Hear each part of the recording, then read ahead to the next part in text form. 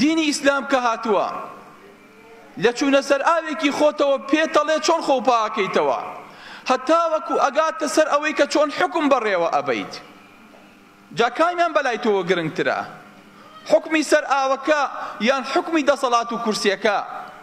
واتە ئیسلام لە هیچ کلێنێکی ژیانتە، لە اقتصادتە، لە ئەخلاقتە، لە فکرتە، لە ئیجتیماعتە، لە سیاسەتە، لە سەربازیتە، هیچ کلێنێکی ژیانی بۆ بەجێ نەهێشتووی بڵێ وەڵا ئەمە خوا باسی نەکردووە. واتە هەموو پایەکانی توی بەستۆ بە یەکەوە. دینی ئاوا بێ، ئیسلامی ئاوا بێ، لەگەڵ ما بێ لە ناو سکی دایکما هەتا وەکو ناو قەبرەکەم، ئەبێ ئەم دینە کلێنێکی لە ژیانی منا بەجێهێشت بێ. نەخێر حاشا وەلیلا.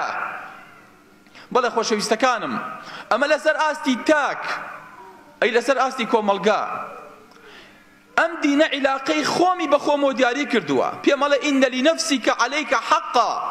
ئەگەر دوو ڕۆژ لەسەرێک بەڕۆژوو بم پێمەڵێ نەفست لەسەرت مافی هەیە.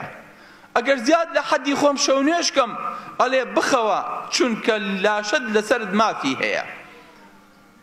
خۆت مەڕەتێنە.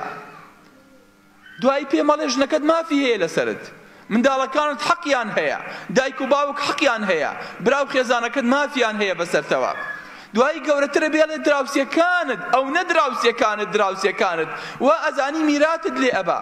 دوای لە کۆمەڵگاکەت، دوای لە خاکەکەت، دوای لە ئاوەکەت، دوای لە نیشتیمانەکەت، دوای لە سەرزەوی.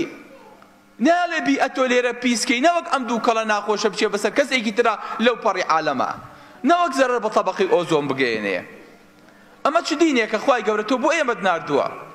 ئەمە چ وردەکاریەکە تۆ ئەو نەڕێزت لە بەشەر پێگرتووە؟